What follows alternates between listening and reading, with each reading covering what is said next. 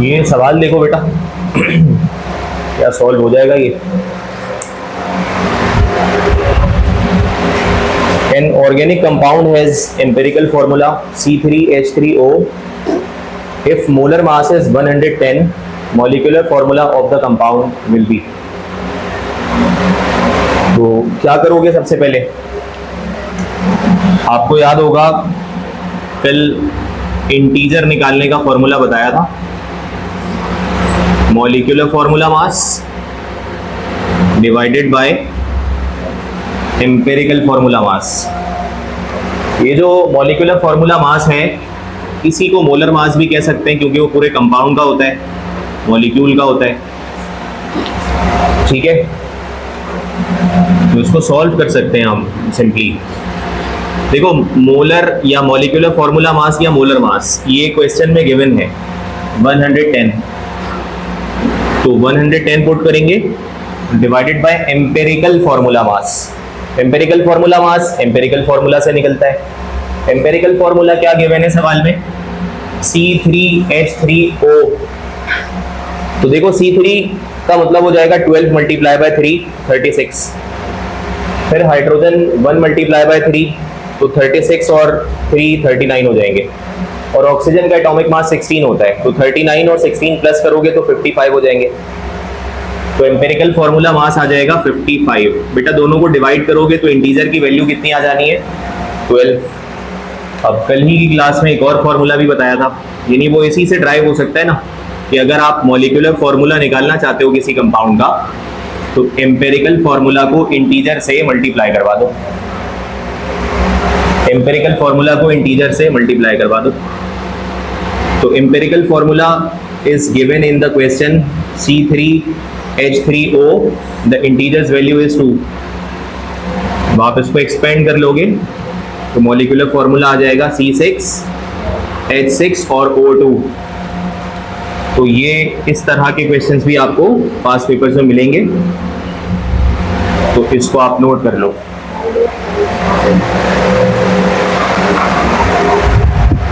Molecular formula mass is also the molar mass of the compound which is given in the question। तो उसको numerator में रखकर denominator हमने calculate कर लिया खुद से, that is empirical formula mass which is calculated from the empirical formula of the compound। समझ आ रहे हैं, नोट कर लो इसको। ऊपर मॉलिक्यूलर फॉर्मूला मास, नीचे एम्पेरिकल फॉर्मूला मास, और ये इस तरह ये क्वेश्चन हो जाएगा solve. So this is the end of stoichiometry.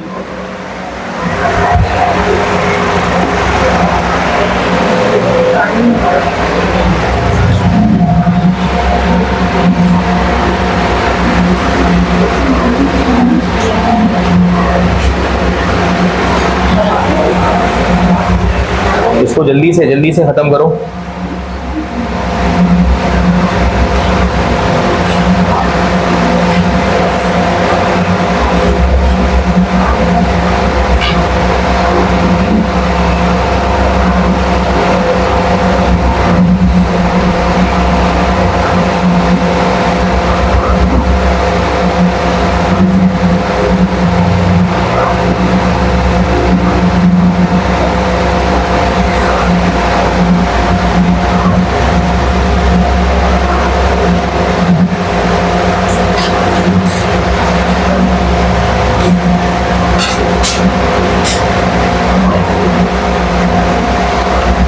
अच्छा, स्टोइकियोमेट्री के चैप्टर में एक सब टॉपिक और भी होता है, जैसे कुछ सवालात आपको पास पेपर में मिलेंगे, और वो टॉपिक होता है सिग्निफिकेंट फिगर्स का। वो आप लोग फिजिक्स में भी पढ़ते हो, इस वजह से मैं यहाँ पर स्किप करूंगा उसको, ठीक है। और अगर नहीं पढ़ा होगा तो उसके रूल्स पढ़ लेना, बहुत सारी चीजें आपको पता भी होंगी। सिग्निफिकेंट फिगर्स का टॉपिक आपको अगर याद नहीं होगा मुझे बता देना, कर लेंगे उसके रूल्स को, बट इस वक्त अभी हम वो नहीं कर रहे। अब हम चैप्टर नंबर 2 स्टार्ट कर रहे हैं अपना। And chapter number 2 is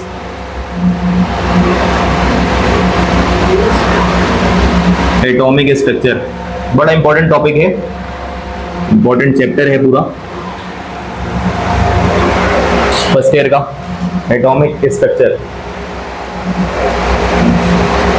बहुत सारे एमसीक्यूज यहाँ से आते हैं पेपर में, तो इसकी हेडिंग मार्क कर लो।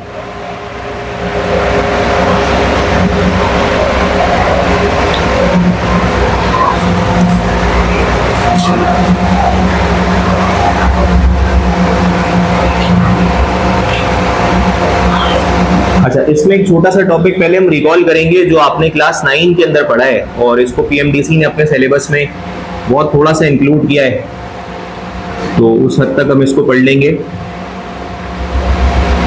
ये एक्सपेरिमेंट आपको याद है क्लास 9 का? Discharge tube experiment.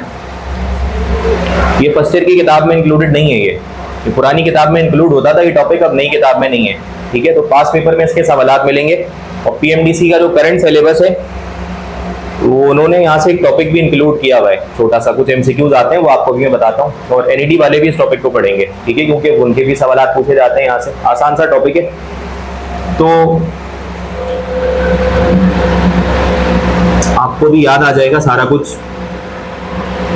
बेटा ये गिलास की ट्यूब होती थी, याद है? शीशे की एक ट्यूब इस्तेमाल करते थे इसमें, जैसे ट्यूबलाइट होती है ना, तो शीशे की ग्लास ट्यूब इस्तेमाल करते हैं इसमें। मेटल की 2 प्लेट्स को इस्तेमाल किया जाता है, बहुत ज्यादा तफसील में नहीं जाएंगे। ठीक है, एक प्लेट यहाँ पर है, दोनों एंड्स पर एक एक प्लेट इस्तेमाल करते हैं। ठीक है, और इसको बैटरी के साथ कनेक्ट कर दिया जाता है। तो बैटरी हाई वोल्टेज की बैटरी होती है।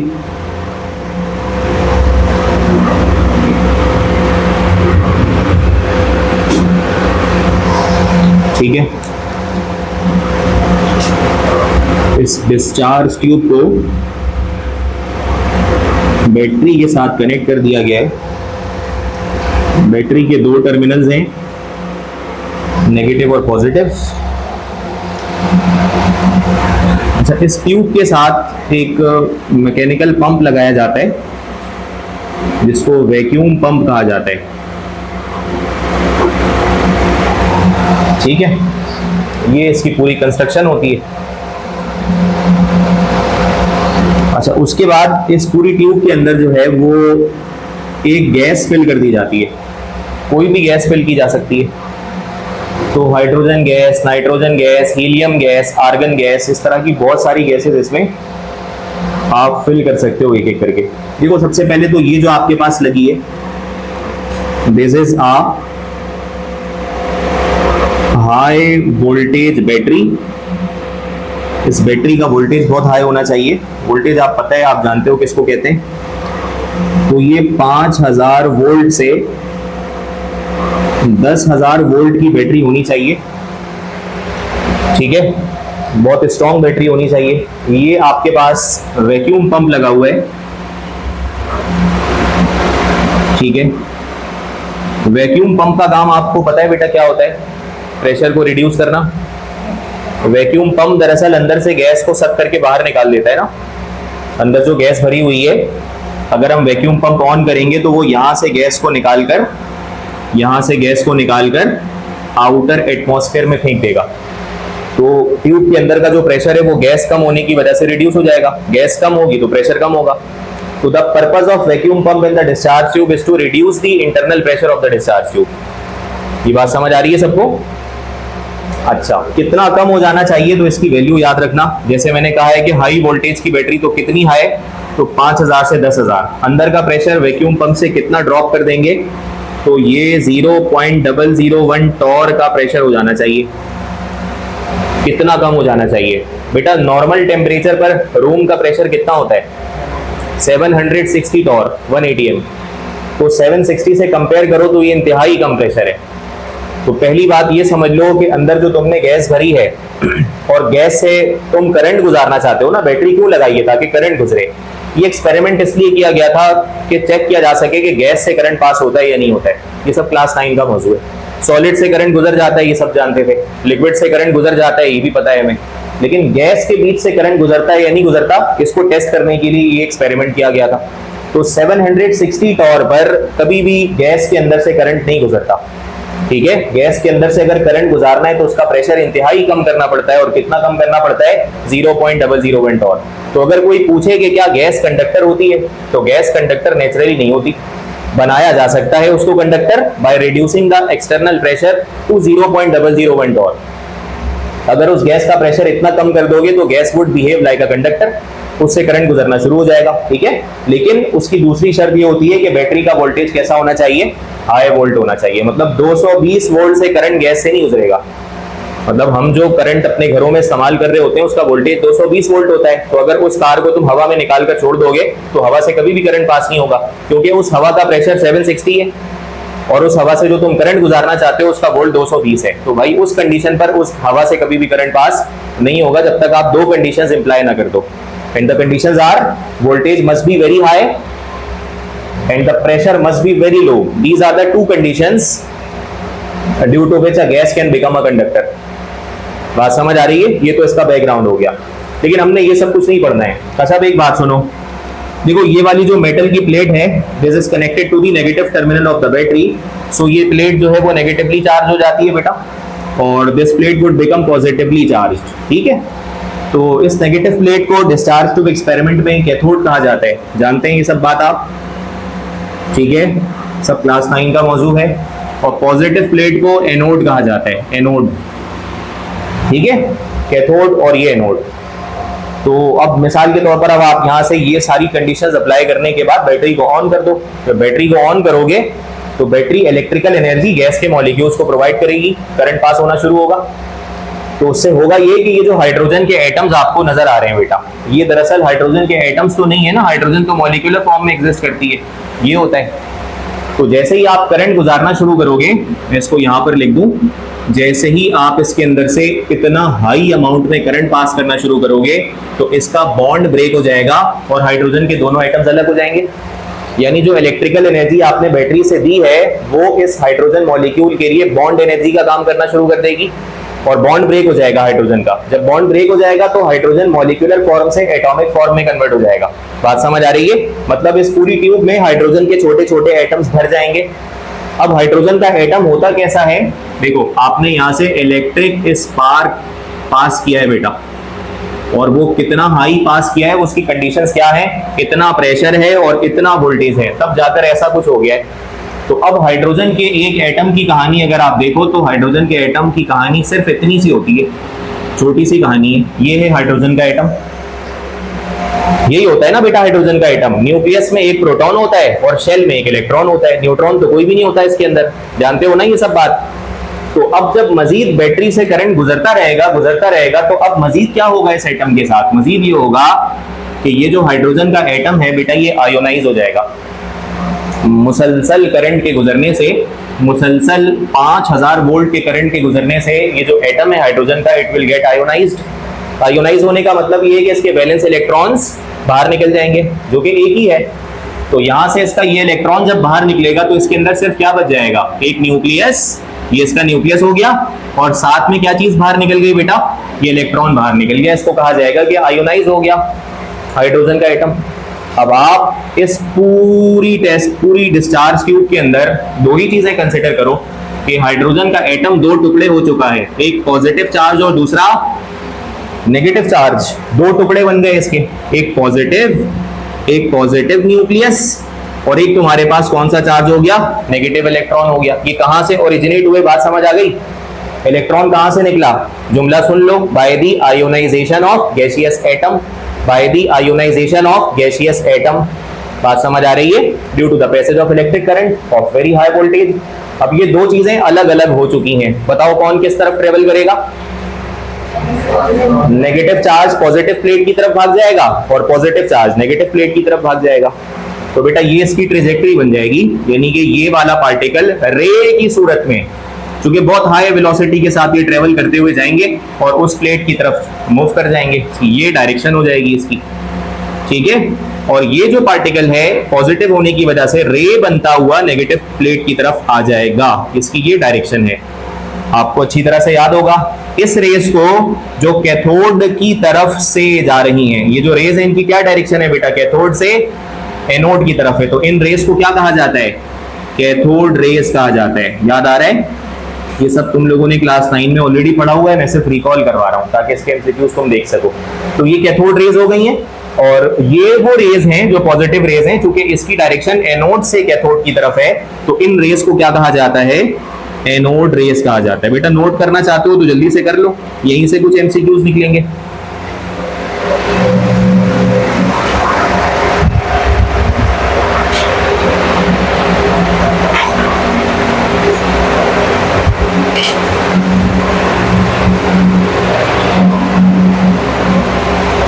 फिर इसकी अपनी पूरी तफसील है, बट उस तफसील को हमने सिलेबस में इंक्लूड नहीं किया है। तो आप इतनी बेसिक चीज अपने पास लिख लो ताकि कम से कम प्रोसेस का आइडिया हो।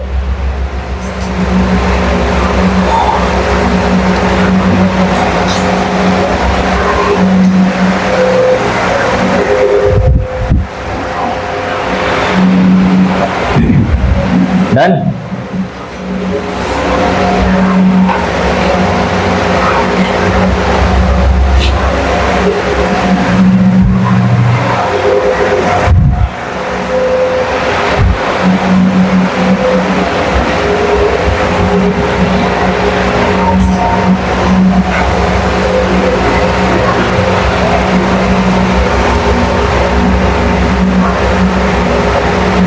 चलो अब एक बात सुनो बेटा, ये वाला पार्टिकल कौन सी रे बनकर चला गया, जरा बोलिए। एनोड रे। याद कर लो, एनोड रे में कौन सा चार्ज है, पॉजिटिव। तो एनोड रे को पॉजिटिव रे भी कहा जा सकता है ना। और इलेक्ट्रॉन से जो रे बनकर गई है वो रे कौन सी है, कैथोड रे है। तो कैथोड रे की डिस्कवरी के बाद डिस्कवर किया गया इलेक्ट्रॉन को, और एनोड रे की डिस्कवरी के बाद डिस्कवर किया गया प्रोटॉन्स को। बात समझ आ रही है? मैं इसको लिख भी देता हूं, जल्दी जल्दी आप लोग जरा नोट करें चीजों को। कैथोड रेज की डिस्कवरी से इलेक्ट्रॉन डिस्कवर हुआ, और एनोड रेज की डिस्कवरी से प्रोटॉन डिस्कवर हुआ।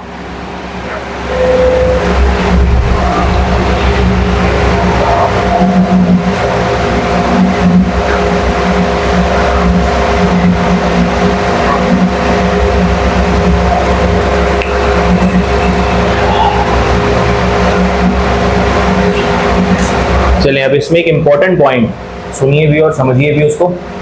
एक फैक्टर होता है ना फिजिक्स में, आपने पढ़ा है, charge to mass ratio E/m। वो किसी भी चार्ज पार्टिकल का निकाला जा सकता है। जल्दी से आंसर करके बताइए, इलेक्ट्रॉन और प्रोटॉन में से चार्ज टू मास रेशो ज्यादा किसका होगा? सोचकर जवाब दो। इलेक्ट्रॉन और प्रोटॉन में से चार्ज टू मास रेशो किसका ज्यादा होगा? हाँ भाई जल्दी से बताओ। देखो बेटा, चार्ज ऑफ प्रोटॉन हो या चार्ज ऑफ इलेक्ट्रॉन हो, ये दोनों तो बराबर होते हैं ना। क्या वैल्यू होती है? फिजिक्स में तुम लोगों ने इसको याद भी किया है, सॉल्व भी किया है न्यूमेरिकल प्रॉब्लम्स में। 1.602 एक्सपोनेंट -19 कूलम। तो चार्ज तो दोनों का बराबर है, मैग्नीट्यूड दोनों का बराबर है, पोलैरिटीज प्लस माइनस में अलग होती हैं, बट क्वांटिटी तो दोनों की सेम है ना। बट मास दोनों का डिफरेंट होता है बेटा। What is mass of electron, याद है किसी को? 9.11 - 31 किलोग्राम्स। और अगर ग्राम में देखेंगे तो -28 हो जाएगा। और what is mass of proton? 1.672, याद रखो, एक्सपोनेंट -27 किलोग्राम्स। और अगर ग्राम में लिखेंगे तो -24 हो जाएगा। तो बेटा वाज़ेह नजर आ रहा है ना कि इलेक्ट्रॉन का मास कम है, प्रोटॉन का मास ज्यादा है। ठीक है, तो जब चार्ज टू मास रेशो इनका निकाला जाएगा तो चार्ज टू मास रेशो, तो मास नीचे आ रहा है बेटा, जिसका मास ज्यादा होगा उसका E/m कम हो जाएगा। वाज़ेह? तो किसका, प्रोटॉन का मास ज्यादा है या नहीं है? प्रोटॉन का मास ज्यादा है तो E/m कम आ जाएगा। इलेक्ट्रॉन का मास कम है तो E/m ज्यादा आ जाएगा। क्या ये बात समझ आ रही है?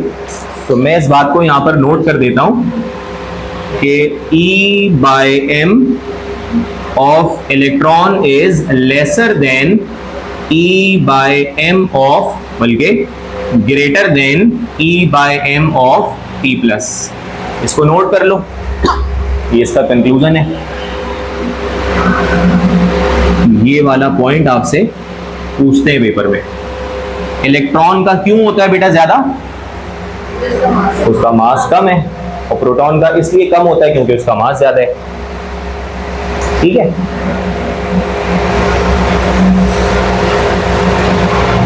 अब एक बात सुनो, इंपॉर्टेंट बात। कैथोड रेज का बेटा इसको देखो, ये वाला पॉइंट देखो, ये वाला पॉइंट, ये हाइड्रोजन का एटम है, इसके दो टुकड़े हुए, पॉजिटिव वाला एनोड रे बन गया, नेगेटिव वाला कैथोड रे बन गया। अब सवाल को सुनो, इंपॉर्टेंट क्वेश्चन है। कैथोड रेज का चार्ज टू मास रेशो क्या गैस को बदलने से बदल जाएगा? गैस को बदलने से क्या मुराद है? बड़ा इंपॉर्टेंट एमसीक्यू है, बहुत अच्छी तरह से समझ लेना। अभी मैंने इस डिस्चार्ज ट्यूब में कौन सी गैस भरी है? Hydrogen gas. जरूरी तो नहीं है मैं हीलियम गैस भर दूं। देखो हीलियम गैस भरूंगा तो क्या होगा, आपका कॉन्सेप्ट होना चाहिए ना बस। अगर मैं हीलियम भरूंगा तो हीलियम तो ये सिंबल लगता है, इसका तो बॉन्ड भी नहीं टूटेगा क्योंकि बॉन्ड बनाता भी नहीं है, ये तो सिंगल एटम होगा। वाज़ेह है बात? अच्छा, अब आप इस एटम के अंदर से हाई अमाउंट ऑफ वोल्टेज और करंट को पास कर रहे हो तो ये आयोनाइज हो जाएगा बेटा। ये वाली बात मैंने यहां पे समझाई थी, पहले बॉन्ड टूटेगा, बॉन्ड टूटने के बाद क्या होगा? आयोनाइजेशन। तो इसका तो बॉन्ड है नहीं, ये तो सीधा आयोनाइज होगा। तो बेटा जब इलेक्ट्रिक स्पार्क पास करोगे, इलेक्ट्रिक स्पार्क पास करोगे तो इसकी क्या होगी? आयोनाइजेशन होगी। बेटा मान लो इसने एक इलेक्ट्रॉन निकाल दिया तो वो इलेक्ट्रॉन यहां चला गया, और जब इलेक्ट्रॉन इसके अंदर से निकल जाएगा तो ये पूरा पार्टिकल बेटा, ये जो He है इसके ऊपर मैं +1 लगा दूंगा। बात वाज़ेह है? तो अब एक बात बताइए, ये है पॉजिटिव पार्टिकल, ये है नेगेटिव पार्टिकल। कौन सा पार्टिकल किस तरफ भागेगा? नेगेटिव पार्टिकल पॉजिटिव प्लेट की तरफ। कौन सी रे बनके? कैथोड रे बनके। और पॉजिटिव पार्टिकल जो He पॉजिटिव है ये किस तरफ भागेगा? नेगेटिव प्लेट की तरफ। कौन सी रे बनकर? एनोड रे बनकर।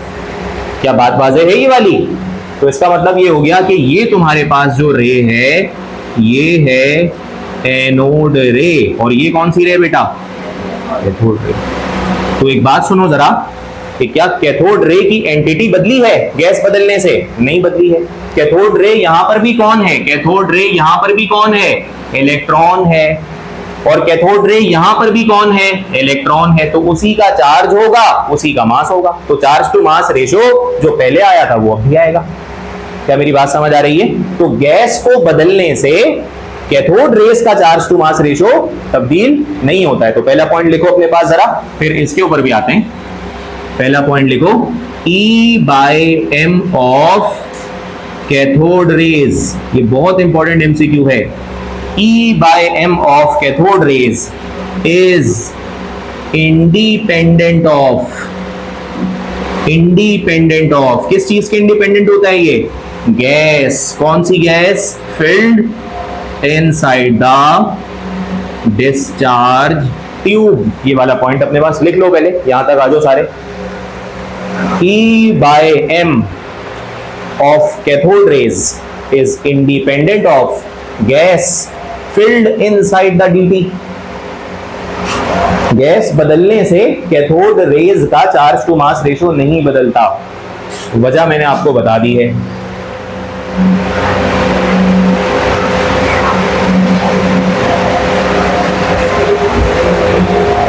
अब आ जाइए, अगर इसको नोट कर लिया है तो charge to mass ratio of anode ray पर, फिर उसके हवाले से एक दो कुछ सवालात देखेंगे।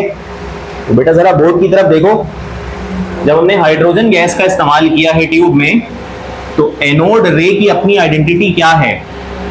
अपनी आइडेंटिटी क्या है? एक अदद प्रोटॉन है बस, है या नहीं? क्योंकि हाइड्रोजन का एटम है ना, तो ये हाइड्रोजन का एटम होता है बेटा। क्या होता है हाइड्रोजन का एटम? के न्यूक्लियस में एक प्रोटॉन होता है और ऑर्बिट में एक इलेक्ट्रॉन होता है। तो तुमने अगर इलेक्ट्रॉन बाहर निकाल दिया तो ये शेल खत्म हो गया, इलेक्ट्रॉन बन गया कैथोड रे। ये कौन सी रे बनेगा? ये बनेगा एनोड रे। तो बेटा इस हाइड्रोजन के न्यूक्लियस में सिर्फ कौन सा पार्टिकल मौजूद है? एक अदद प्रोटॉन। तो उससे बनी कौन सी रे? एनोड रे। But when the gas filled inside the discharge tube is helium, the positive particle is very much different as compared to hydrogen gas. Why? Because ये He पॉजिटिव को अगर हम देखें तफसील से तो बेटा He का एटॉमिक नंबर 2 होता है, जबकि मास नंबर क्या होता है? 4 होता है। तो अगर हम इसका न्यूक्लियस ही कंस्ट्रक्ट करके देख लें सिर्फ, तो इसका न्यूक्लियस कैसा बनेगा बेटा? 2 प्रोटॉन्स बनेंगे। एग्री करते हो सारे? तो इसके अंदर मैं 2 प्लस लगाऊंगा, और अगर न्यूट्रॉन्स की तादाद निकालना पड़े तो 4 - 2 करना पड़ेगा। कितने न्यूट्रॉन्स बन गए? 2। तो 1 और 1 2। तो बेटा इसका न्यूक्लियस देख लो सिर्फ, और हाइड्रोजन का न्यूक्लियस देख लो। इसका न्यूक्लियस क्या बना है? एनोड रे। और इसके न्यूक्लियस से ही जाहिर है आगे चलकर क्या बनना है बेटा? एनोड रे। तो इसका न्यूक्लियस डिफरेंट है, इसका न्यूक्लियस डिफरेंट है। तो दोनों में पॉजिटिव चार्ज तो डिफरेंट हो जाएगा ना, मास डिफरेंट हो जाएगा, चार्जेस डिफरेंट हो जाएंगे। इस वजह से जब हम एनोड रेस का charge to mass ratio calculate करेंगे तो वो गैस के तब्दील होने से क्या हो जाया करेगा? तब्दील हो जाया करेगा। तो सिर्फ कंक्लूजन लिख लो, E/m of anode rays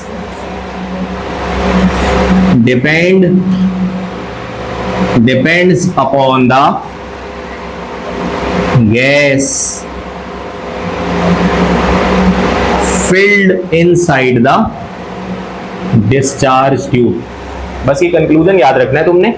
cathode rays का charge to mass ratio change नहीं होता। कैथोड रेस का चार्ज टू मास रेशो कुछ भी करो चेंज नहीं होता, लेकिन एनोड रेस का charge to mass ratio gas बदलने से बदल जाता है। अब इस बात को मजीद क्लियर करने के लिए एक सवाल देखो, सवाल लिखो अपने पास। Which of the following gas has the highest value of E/m? ये MD कैट के पास पेपर का एक क्वेश्चन है, तो सारे ही पढ़ लें इसको ताकि ये वाला पॉइंट उनका क्लियर हो जाए।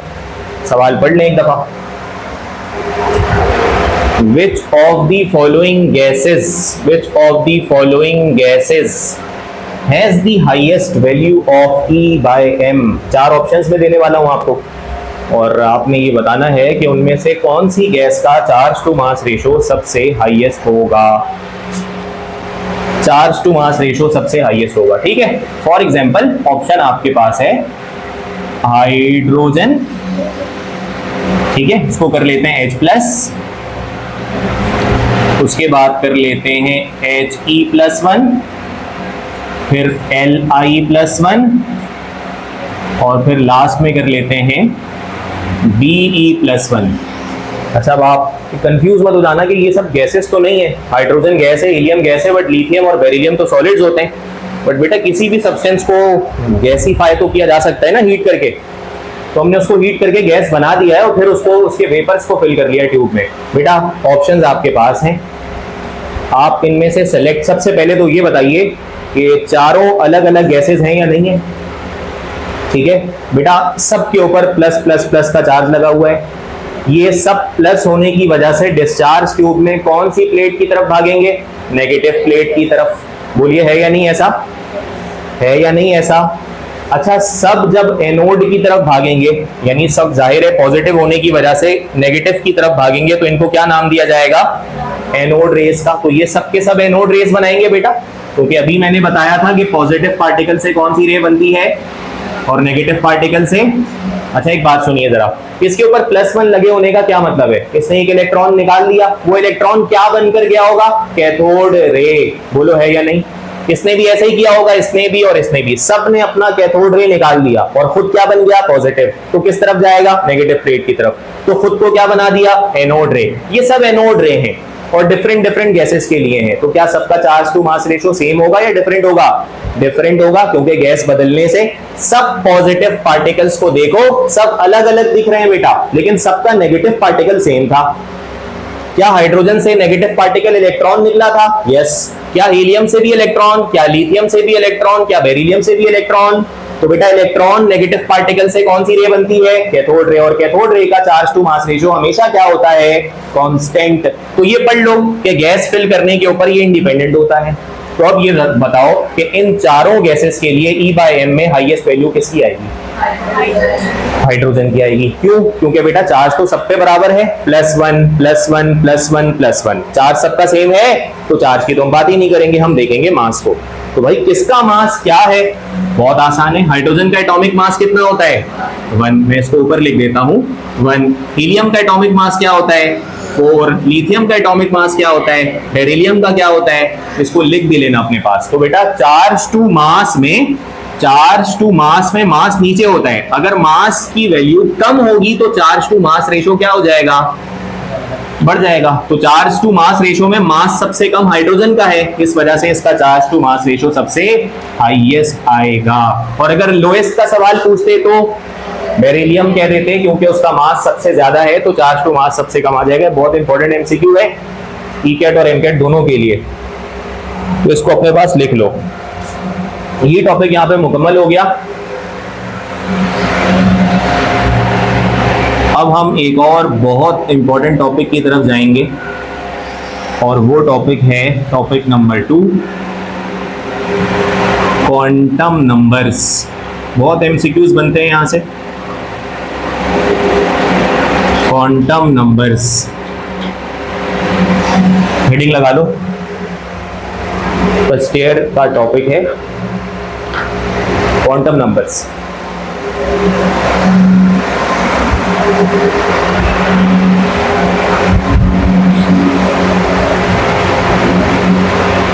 Quantum numbers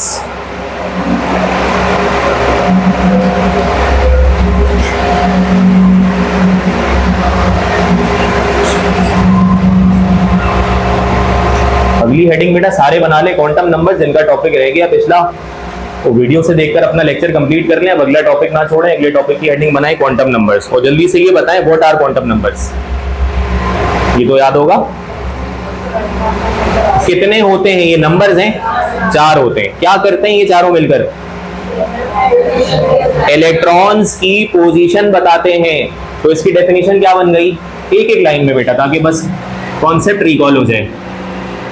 tells about the position of electrons. ऐसे नंबर्स जो किसी इलेक्ट्रॉन की पोजीशन बताएं उसको क्वांटम नंबर कहा जाता है। वो 4 होते हैं, जैसे NIC नंबर होता है ना, उसमें हाउस नंबर और सारी चीजें, वैसे ही इलेक्ट्रॉन के एड्रेस बताने के लिए 4 नंबर्स होते हैं बेटा। एक एक करके आते हैं सब पर। सबसे पहला क्वांटम नंबर कौन सा होता है बेटा? याद है? Yes, principal quantum number.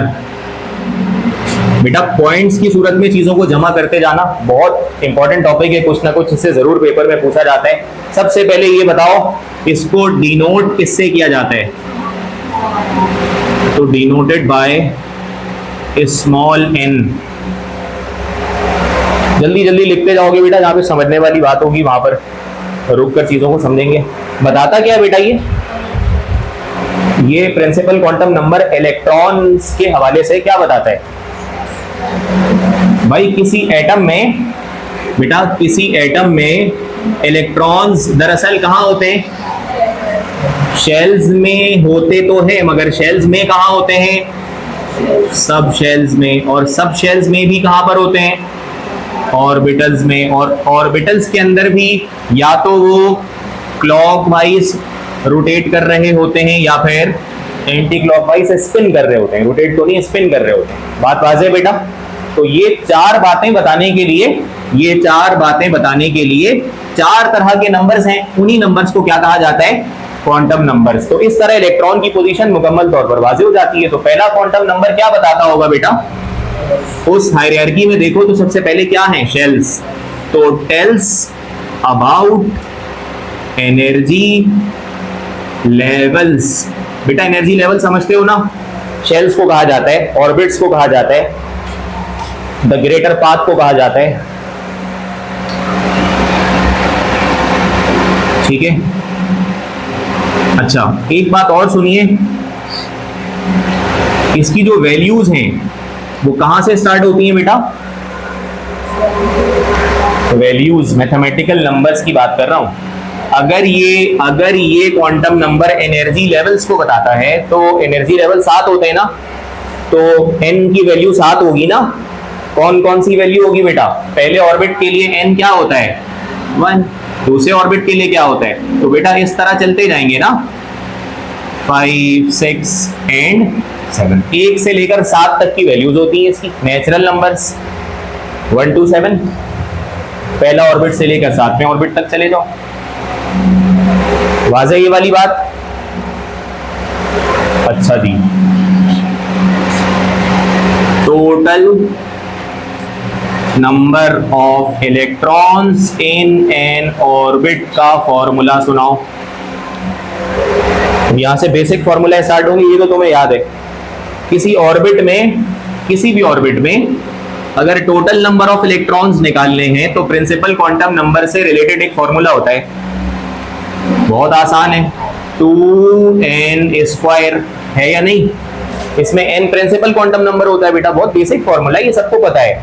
n की वैल्यू 1 2 3 4 5 6 7 चेंज करते जाओ, सबकी कैपेसिटी आती जाएगी। वो मैं नहीं करवा रहा, वो आपको आता है, वो आपको आता है, ठीक है। अब एक बात और देखो, total number of orbitals in n orbit, बहुत इंपॉर्टेंट फॉर्मूला। एक ऑर्बिट में टोटल नंबर ऑफ ऑर्बिटल्स कितने हैं? टोटल नंबर ऑफ ऑर्बिटल्स एक ऑर्बिट में कितने हैं? इसका फॉर्मूला होता है n²। ये भी आपको मैं सॉल्व करके भी बताऊंगा, पहले ये चीजों को नोट कर लो। तो ये वाली बात अभी हम करने लगे, ठीक है, थोड़ी देर में। अच्छा जी, उसके बाद आ जाइए सेकेंड क्वांटम नंबर पर। सेकेंड क्वांटम नंबर क्या होता है बेटा? एजीम्यूथल क्वांटम नंबर को और क्या कहते हैं? Subsidiary quantum number. Subsidiary quantum number,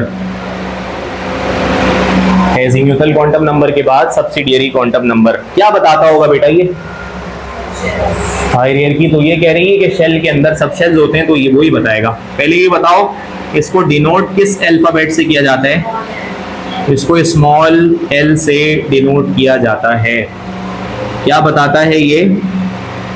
tells about the sub shells, ठीक है, ये सब शेल्स के बारे में बताता है, उनकी सब बातें बताता है। ये बताओ इसकी वैल्यूज क्या क्या होती हैं बेटा? स्मॉल l की कितनी वैल्यूज पॉसिबल है, ये बताओ भाई। ये क्या बताता है? तो सब शेल्स कितने होते हैं? 4 ही होते हैं ना, S P D F। तो L की 4 ही वैल्यूज होंगी, 0 1 2 3। फर्स्ट ईयर याद करो, है ना। तो अगर हम कहते हैं ना, अगर L की वैल्यू 0 है तो कौन सा सब शेल होता है? स्पेसिफाई कर दिया यूपीएससी ने। अगर L की वैल्यू 1 है तो कौन सा सब शेल होता है? P। ये सब इंपॉर्टेंट बातें हैं। अगर L की वैल्यू 2 है तो कौन सा सब शेल होगा? D। और अगर L की वैल्यू 3 है तो कौन सा सब शेल होगा? F सब शेल होगा। बेटा सबकी शेप्स भी तुम्हें याद है ना? S की शेप क्या होती है बेटा? स्फेरिकल, ठीक है, ये आपके पास है। यही सब बातें बेटा आपसे एंट्री टेस्ट में पूछी जाती हैं कि अगर एजीम्यूथल क्वांटम नंबर की वैल्यू 0 होती है तो the shape of sub shell is spherical, और अगर L की वैल्यू 1 हो जाए तो शेप ऑफ सब शेल क्या होगा बेटा? डम्बेल होगा, ठीक है। और अगर आपके पास एजीम्यूथल क्वांटम नंबर 2 होगा तो शेप ऑफ सब शेल क्या होगा? Double dumbbell. क्रॉस पे बनाएंगे इस तरह, एक डम्बेल ये हो गया और दूसरा डम्बेल ये हो गया, इसको कहते हैं डबल डम्बेल। ये डी सब शेल की शक्ल होती है, डबल डम्बेल। और अगर हम F की बात करें तो F को कहते हैं कॉम्प्लेक्स डम्बेल, कॉम्प्लेक्स डम्बेल, ठीक है। और सबकी वैल्यूज सबके सामने लिखी हुई हैं, उससे रिलेटेड आपके पास कुछ ना कुछ एमसीक्यूज पेपर में पूछे जाते हैं। अब यहां पर रुक कर एक बात और डिस्कस कर लें, जल्दी से जरा शेप बनाओ बेटा सबके, जल्दी से। अगर L0 है तो स्फेरिकल, 1 है तो डम्बेल, और अगर 2 है तो डबल डम्बेल, और अगर 3 है तो complex dumbbell. This is spherical, dumbbell, double dumbbell, double dumbbell, ठीक है, और इसको कॉम्प्लेक्स डम्बेल या सिर्फ कॉम्प्लेक्स भी कहा जा सकता है।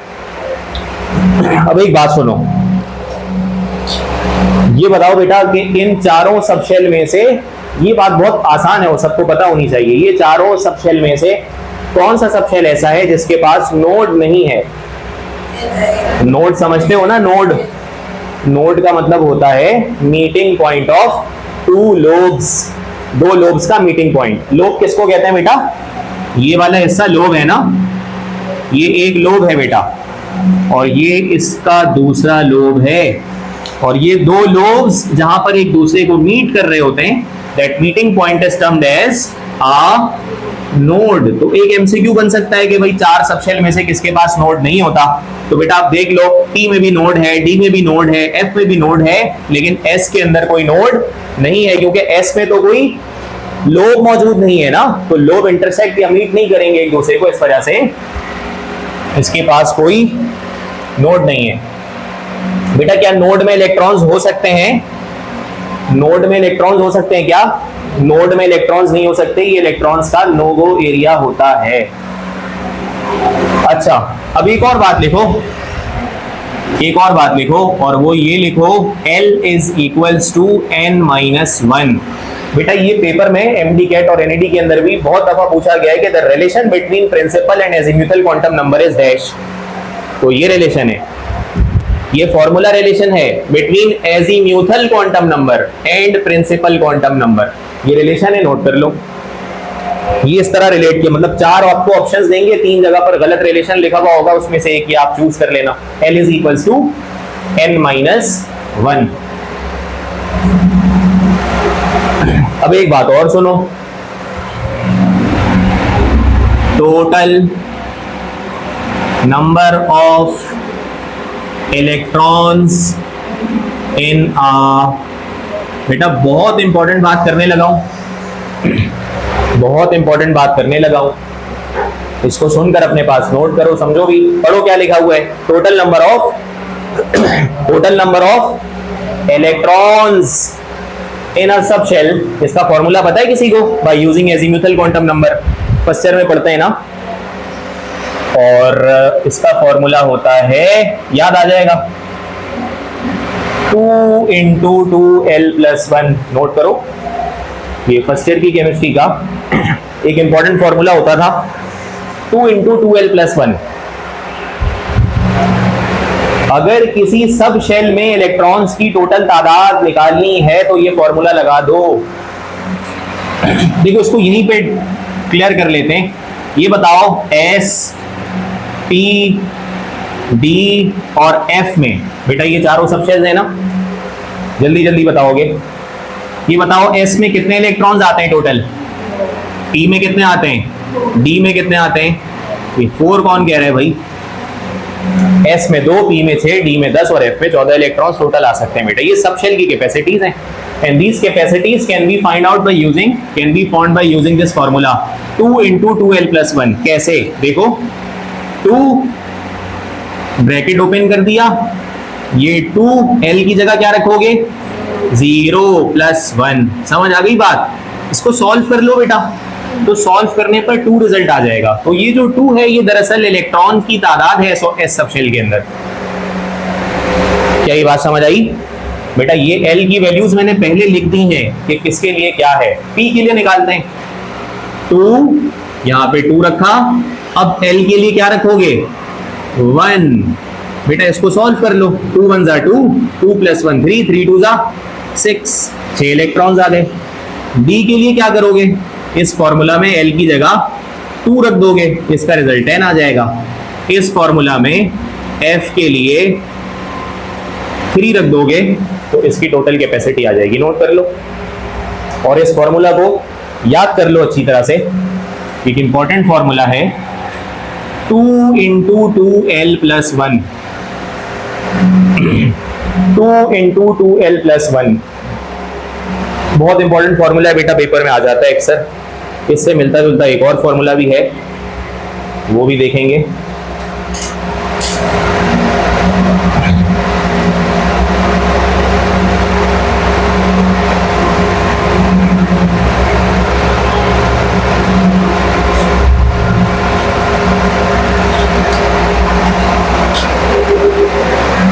अच्छा जी, अब एक और फॉर्मूला देखो, total number of orbitals in a sub shell. अब ये वाली लाइन पढ़ लो, मैंने क्या लिखा है, total number of orbitals in a sub shell. एक सब शेल में कितने ऑर्बिटल्स पॉसिबल होते हैं बेटा? एस में कितने ऑर्बिटल होते हैं? एस सब शेल में कितने ऑर्बिटल होते हैं? एक ही ऑर्बिटल होता है ना, एक ही ऑर्बिटल होता है ना। ऑर्बिटल समझते हो? नहीं समझते हो बेटा? ये आपके पास एस सब शेल है ना, एस सब शेल, तो ये एक्स एक्सिस है, ये वाई एक्सिस है, ये जेड एक्सिस है। भाई ये एक्स वाई जेड एक्सिस के अराउंड इसकी कितनी ओरिएंटेशन पॉसिबल है? कोई भी नहीं। ये एक्स वाई जेड पर एक जैसा दिखेगा, कहीं से भी रखकर देखो, ये बॉल की तरह है ना, 3D बॉल की तरह है। इसकी कोई ओरिएंटेशन पॉसिबल थोड़ी है, इसकी कोई डायरेक्शन पॉसिबल थोड़ी है, इसकी कोई अरेंजमेंट पॉसिबल नहीं है, सिवाय इसके कि ये यूनिफॉर्मली डिस्ट्रीब्यूटेड होगा अराउंड 3D। तो इसलिए इसके अंदर कोई ऑर्बिटल नहीं है। लेकिन जब हम p ऑर्बिटल्स की बात करते हैं तो p सबशेल कैसे ड्रॉ किया जाता है बेटा? p सबशेल अगर मैं इसी के अंदर ड्रॉ करके दिखाऊं तो कैसे होता है? ये py कहलाता है, ये px कहलाता है, और ये क्या कहलाता है बेटा? pz कहलाता है। तो p सबशेल के कितने ऑर्बिटल बन गए? 3, on px, on py and on pz। बाकायदा डायरेक्शन आ गई ना इसकी, px, py, pz। ठीक है, तो ये बात याद रखिएगा कि s ऑर्बिटल s सबशेल के अंदर, मैं इस बात को लिख भी देता हूं पहले।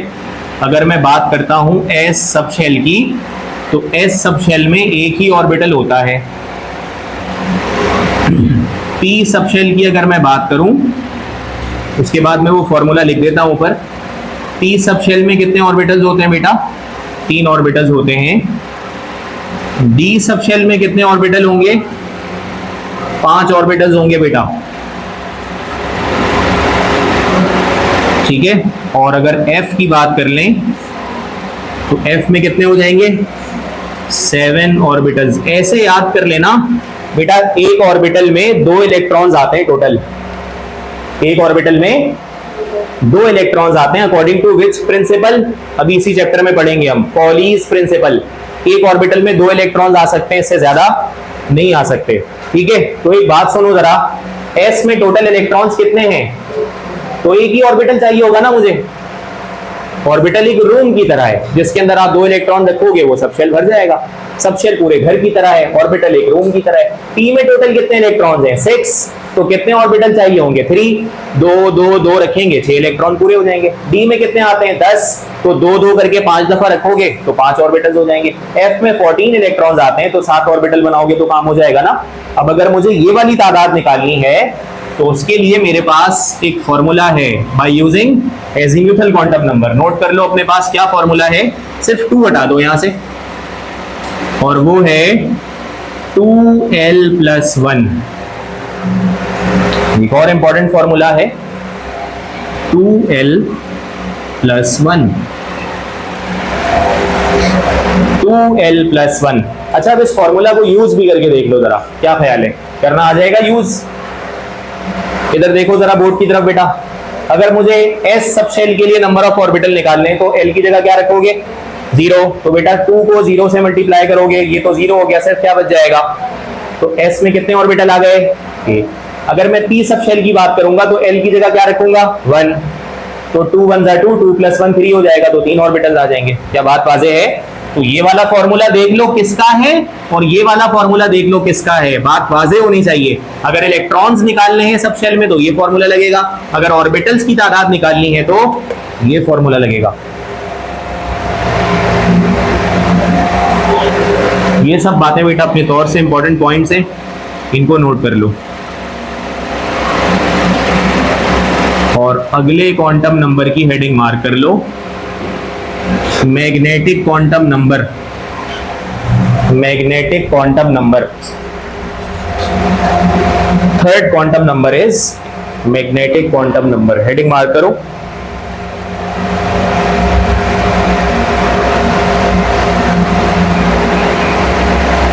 मैग्नेटिक क्वांटम नंबर क्या बताएगा बेटा? ये सबसे पहले तो ये बताओ डिनोट किससे होगा? Denoted by small m। बताएगा क्या बेटा? प्रिंसिपल क्वांटम नंबर से क्या पता चल जाता है? शेल या ऑर्बिट या एनर्जी लेवल्स। और एजीमुथल क्वांटम नंबर से सब शेल्स। और सब शेल्स के अंदर कौन होते हैं? ऑर्बिटल्स। ऐसे याद रखो, शेल, सब शेल, ऑर्बिटल। तो शेल के बारे में कौन बताएगा? सब शेल के बारे में कौन बताएगा? और ऑर्बिटल्स के बारे में कौन बताएगा?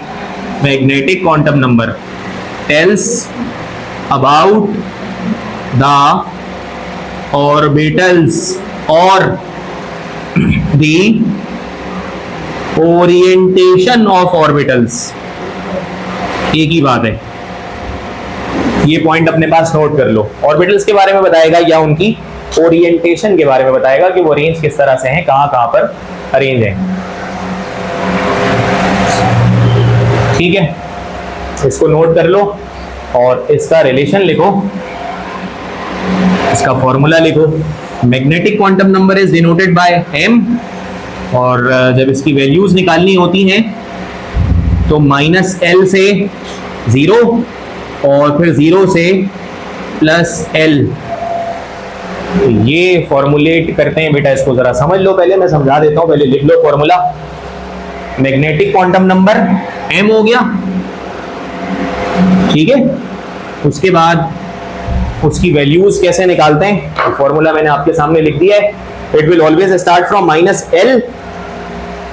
टू 0 टू +l, मतलब -l से लेकर +l तक के तमाम इंटीजर्स को लिखा जाता है। फॉर एग्जांपल ये वाली बात मैं जरा समझा दूं। मिसाल के तौर पर अगर मेरे पास if l is equals to 1, यानी एजीमुथल क्वांटम नंबर की वैल्यू अगर मेरे पास 1 है, अगर 1 है तो m की वैल्यूज कैसे निकाली जाएंगी? By using the relation. वो रिलेशन क्या है? Always start from -l। तो l की वैल्यू क्या है? 1। तो आप -1 लिखोगे, फिर लगाओगे कॉमा, और -1 के बाद जो अगला फॉरेन इंटीजर होगा वो क्या होगा? 0। और मुझे जाना कहां तक है? +l तक। तो +l क्या होगा बेटा? +1 हो जाएगा। क्या एग्री करते हो इस बात से? ये मतलब है इसका, एक बात और समझ लो, if l is equals to 2, तो जरा m की वैल्यूज बताओ क्या क्या होंगी बेटा? समझ रहे हो सारे? बताओ जरा जल्दी से। m is equals to minus का आगे -1, फिर 0, फिर +1, फिर +2। सारे इंटीजर्स आने चाहिए बेटा, ranging from -l to +l। बीच से कुछ भी मिस नहीं होना चाहिए। मतलब ऐसा नहीं है कि -2, 0 और +2 लिख दिया। अच्छा एक बात तो सुनो जरा इधर बोर्ड की तरफ। मतलब अगर यहां पर l इज इक्वल्स टू 3 लिखूंगा तो सारी वैल्यूज लिख दोगे ना? -3, -2, -1, 0, +1, +2, +3। अब एक बात सुनो इंटरेस्टिंग, जरा एक पॉइंट सुनो बेटा। अगर l की वैल्यू 1 होती है, बोर्ड की तरफ, अगर l की वैल्यू 1 होती है तो कौन सा सबशेल होता है? p सबशेल होता है। p सबशेल होता है। p सबशेल में कितने इलेक्ट्रॉन्स आते हैं? 6। ऑर्बिटल्स कितने आते हैं? 3। हर ऑर्बिटल में 2-2 इलेक्ट्रॉन्स रखोगे तो 3 ऑर्बिटल्स बनते हैं ना, 2 px py pz। इधर देखो जरा, अगर L1 है तो कौन सा सबशेल है और इसमें कितने ऑर्बिटल बनने चाहिए? 3। तो ये देखो 3 नंबर्स हैं तुम्हारे पास, 1, 2 और 3। क्या ये बात समझ आ रही है? एक बात और सुनो, अगर तुम्हारे पास L इज इक्वल्स टू 2 है तो L इज इक्वल्स टू 2 पर कौन सा सबशेल होता है बेटा? D सबशेल होता है। अब D में कितने इलेक्ट्रॉन्स आते हैं? 10। ऑर्बिटल्स कितने बनेंगे? उसका आधा, 5। भाई 2-2 रखने होते हैं हर ऑर्बिटल में, तो 10 इलेक्ट्रॉन रखने हैं मुझे, तो 5 कमरे बनाने होंगे, तो 2-2-2 करके। तो देखो 5 वैल्यूज बनती हैं M की या नहीं? 1 2 3 4 और 5। तो बेटा इसीलिए तो लिखा है टेल्स अबाउट द ऑर्बिटल्स। ये ऑर्बिटल्स के बारे में बताता है bye there values.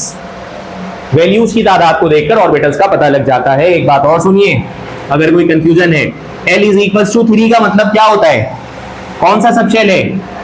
F। F में कितने इलेक्ट्रॉन्स आते हैं? 14। ऑर्बिटल्स कितने आएंगे? 7। तो इसकी वैल्यूज भी कितनी आनी चाहिए? 7। बताओ कैसे? -3 -2 -1 0 +1 प्लस का 2 और प्लस का 3, 7 वैल्यूज आ गई। 7 वैल्यूज मतलब 7 ऑर्बिटल्स।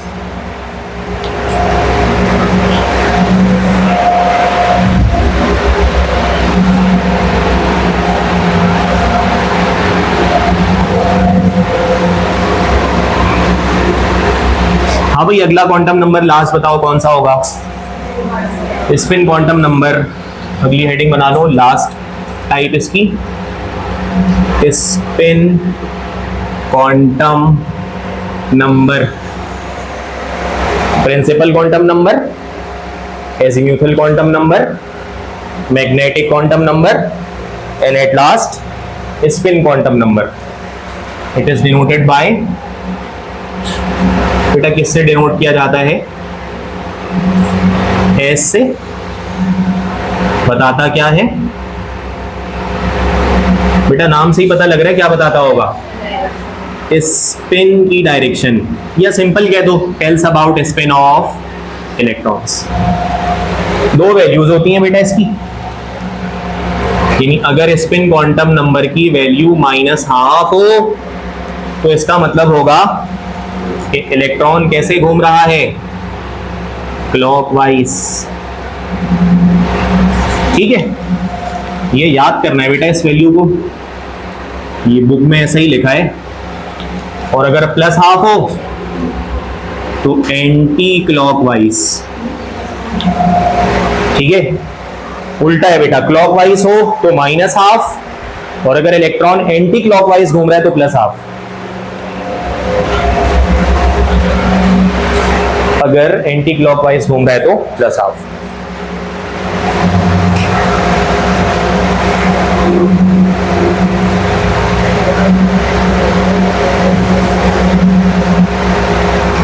इसके लिए एक प्रैक्टिस क्वेश्चन करते हैं, बहुत सारी चीजें हो गई हैं। एक सवाल लिखो, write down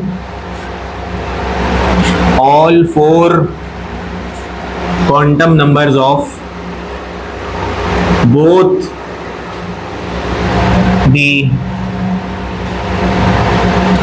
electrons of helium।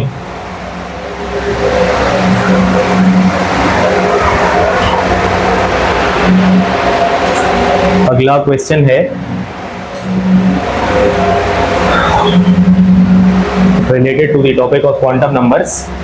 Write down all 4 quantum numbers of both the electrons of helium। Answer लिखेंगे इसका।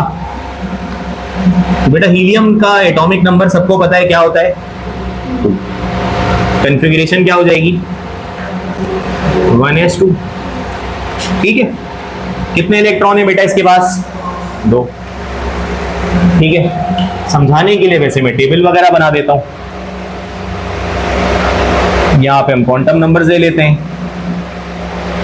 इस कॉलम में फर्स्ट इलेक्ट्रॉन, इस कॉलम में सेकेंड इलेक्ट्रॉन।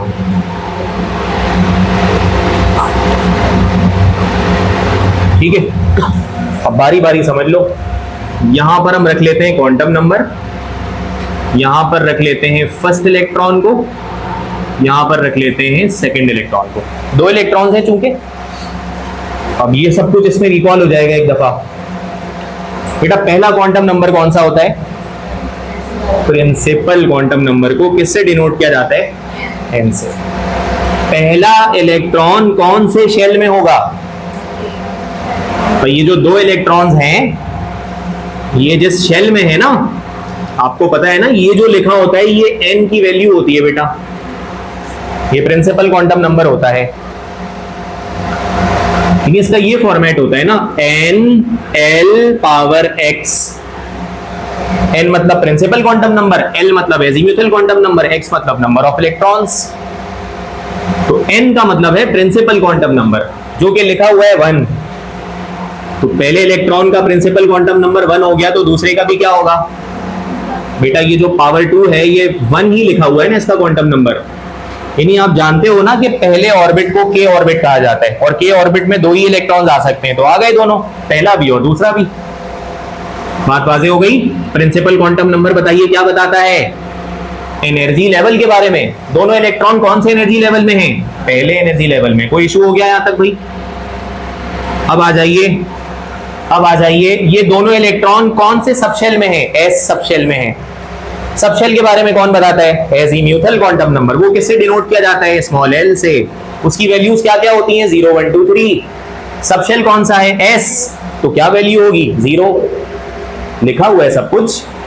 L 0 होगा तो S, T होगा तो 1, D होगा तो 2, F होगा तो 3। चार ही वैल्यूज होती हैं, 0 1 2 3, क्योंकि चार सबशेल्स होते हैं। ये सब बातें हो चुकी।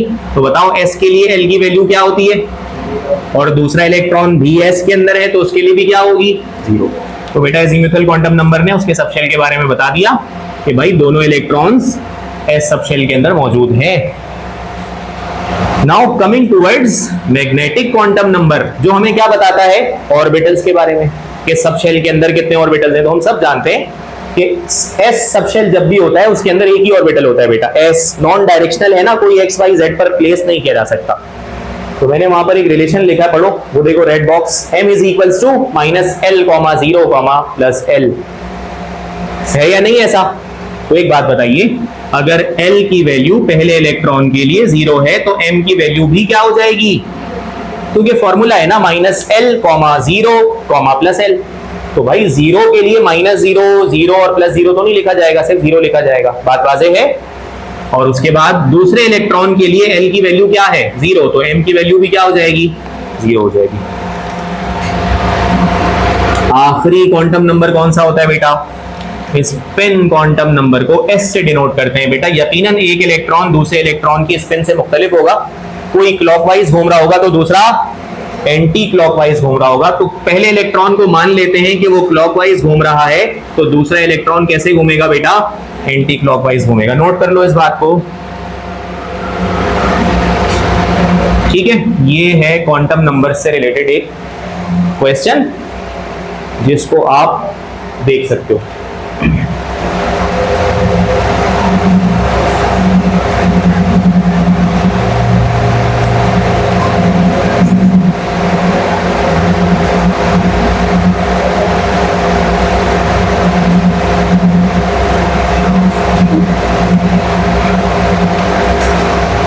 एक सवाल लिखो,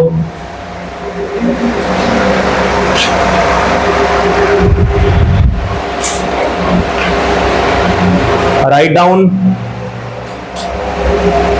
all four quantum numbers, write down all four quantum numbers for the 29th electron of 29th electron of copper.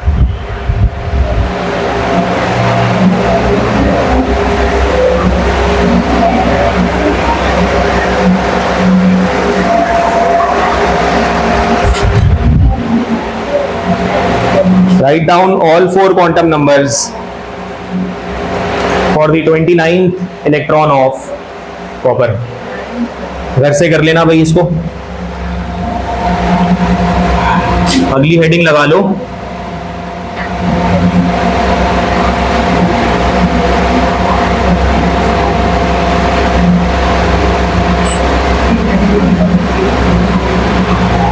Rules of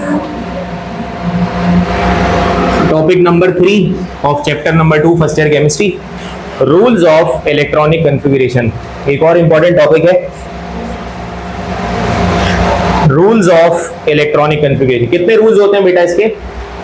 electronic configuration का मतलब समझते हो ना, इलेक्ट्रॉन्स को फिल करना in the subshells, in the shells, in the orbitals, इन सब में फिल करना। तो कितने रूल्स होते हैं इसके?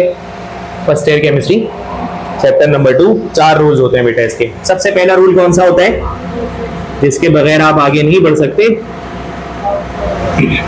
वो है of the principal. Of the principal.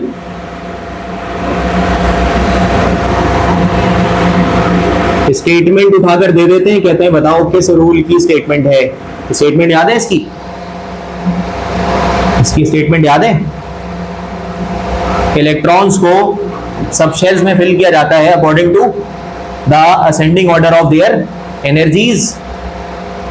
हमेशा सब शेल को कम एनर्जी से ज्यादा एनर्जी की तरफ फिल किया जाता है। मतलब पहले उस सब शेल को फिल किया जाता है जिसकी एनर्जी सबसे कम होती है, फिर उससे ज्यादा, फिर उससे ज्यादा, फिर उससे ज्यादा। देखते हैं, पहले इसकी प्रैक्टिस भी करते हैं। स्टेटमेंट को सबसे पहले लिख लो, electrons are field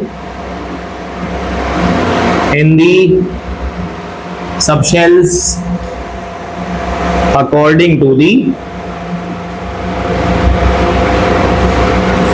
ascending order of their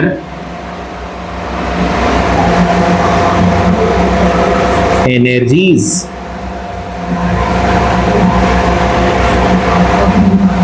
This is the statement of Gauss principle.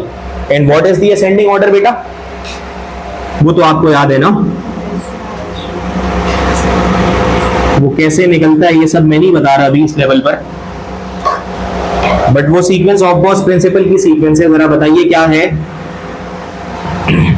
1s के बाद 2s के बाद 2p के बाद 3s के बाद और 3p के बाद 4s के बाद 3d के बाद 4p, आगे बताइए 5s, फिर 4d के बाद 5p के बाद 6s और 6s के बाद 4f।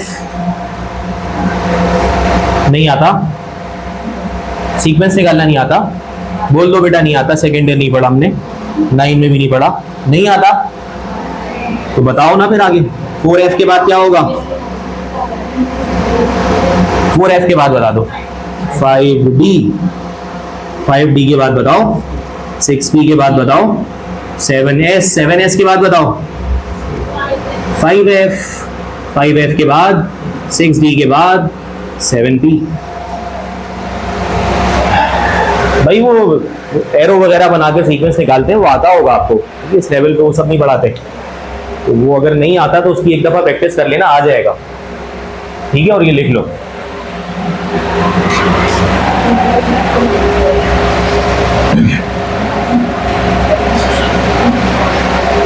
ठीक है, पहले सारे रूल्स जमा कर लेते हैं, फिर उसके बाद उसके प्रैक्टिस सवाल देखेंगे, पास पेपर इसके बाद देखेंगे।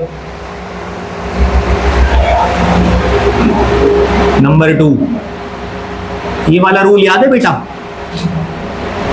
N+L rule, rule number 2, N+L rule याद है? स्टेटमेंट याद है इसकी? क्या कहते हैं बताओ इस स्टेटमेंट में, इस रूल में क्या पढ़ाते हैं? इलेक्ट्रॉन्स को उनके सबशेल में ascending order of N+L value के रिस्पेक्ट से फिल किया जाता है। उस सबशेल को सबसे पहले फिल करते हैं जिसके N+L की वैल्यू सबसे कम होती है, फिर उससे ज्यादा, फिर उससे ज्यादा, फिर उससे ज्यादा। और अगर कभी किसी दो सबशेल की N+L वैल्यू मैच कर जाए तो उसको फिल करते हैं जिसकी N की वैल्यू लेसर होती है। तो पहले स्टेटमेंट लिख लेते हैं बेटा ताकि बात वाज़ेह हो जाए। Electrons are filled in the subshells according to their N+L values if आप ऐसे लिखो इसको, according to the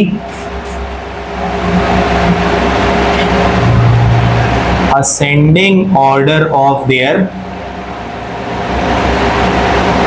n plus L values. If two subshells have same value of n plus L, then the subshell having lower value of n will be या is filled first. ठीक है,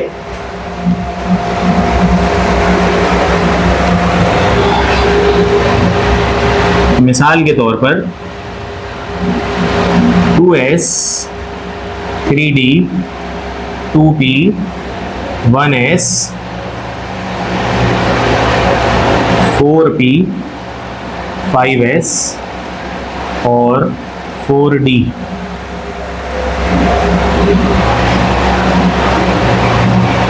बेटा ये आपके पास एक सीक्वेंस है, जल्दी से देख लो जरा, बस आखिरी सवाल करके क्लास खत्म करेंगे, फिर बाकी के 2 रूल्स इंशाल्लाह नेक्स्ट क्लास में, फिर उसके पास पेपर के सवालात. ये सीक्वेंस गिवन है बेटा आपको, इसको यूज करते हुए जरा n प्लस एल रूल को समझ लेते हैं और इसकी सही सीक्वेंसिंग कर लेते हैं. सही है, सही सीक्वेंसिंग कर लेते हैं. क्या मतलब है बेटा? सबसे पहले कौन सा सबशेल गिवन है बताइए जल्दी से. हम यहां पर अपने सबशेल्स रख लेते हैं सारे, ठीक है, और उनके लिए पहले n की वैल्यू निकाल लेंगे, फिर l निकाल लेंगे, फिर n प्लस एल की वैल्यू निकालेंगे और फिर उसको देखकर फैसला कर लेंगे कि n प्लस एल रूल कैसे यूज किया जाएगा. जल्दी से बोर्ड की तरफ देखोगे बेटा. लेट सपोज यहाँ पर सारे सबशेल्स, उनकी n की वैल्यू, l की value, then n plus L की वैल्यू. बेटा सबसे पहले कौन सा सबशेल गिवन है? 2s. n की वैल्यू बताओ बेटा.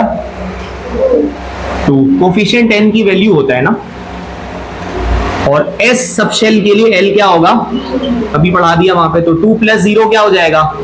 2 हो जाएगा. अगला सबशेल कौन सा गिवन है? 3d. तो 3d के लिए आगे बोलो, आगे बोलो. अगला सबशेल कौन सा है? 2p. तो 2 ये हो गया, 1 ये हो गया, ये 3 हो गया. आगे बोलो भाई. 1s 1 0 1. आगे क्या हो जाएगा? 4p 4 1 5 4d 4 2 6 और उसके बाद है 5s 5 0 5. बेटा ये टेबल बन गई. अब हम वो जो रूल लिखा हुआ है ना, वो बहुत आसानी से इसके ऊपर अप्लाई कर सकते हैं. वो ये कह रहा है कि n प्लस एल रूल के असेंडिंग ऑर्डर में सबशेल्स को फिल करना होता है. असेंडिंग ऑर्डर छोटे से बड़े की तरफ.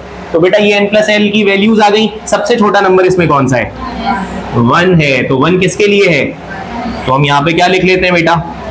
1s के बाद कौन आ जाएगा? उससे बड़ा. तो वो कौन है? 2. वो कौन है? 2s. हमने यहाँ पर लिख दिया 2. 2 से बड़ा नंबर क्या है बेटा? 3. और 3 के लिए कौन सा सबशेल है? 2p. हमने यहाँ पे क्या लिख दिया? 2p. 3 के बाद क्या नंबर है बेटा? 4 होना चाहिए, 4 नहीं है. तो 4 के बाद कौन है? अब 5 के लिए एक मसला है. मसला ये है बेटा कि 1 2 3 वैल्यूज मैच कर रही हैं. तो यहाँ पे लिखा गया है कि अगर 2 सबशेल्स के पास n प्लस वैल्यू सेम आ जाए तो n की वैल्यू जिसकी लोअर होती है उसको पहले रखा जाता है.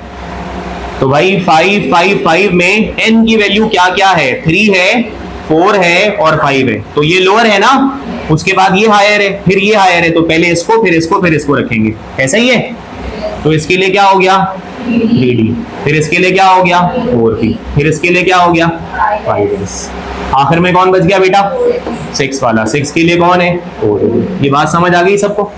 नोट कर लो अगर नोट करना है इसमें से कुछ.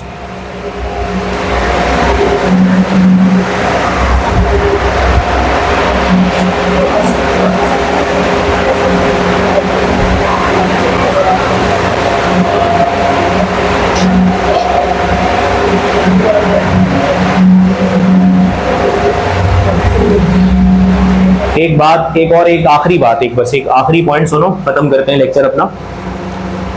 बेटा इसमें और उसमें क्या फर्क है? किस चीज का फर्क है? इसका फर्क है ना, इसका फर्क है ना,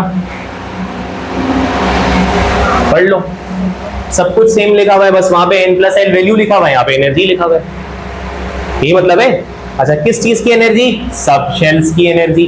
तो एक बात समझ में आ गई कि एनर्जी ऑफ सब शेल निकालनी है तो n+l निकाल लो।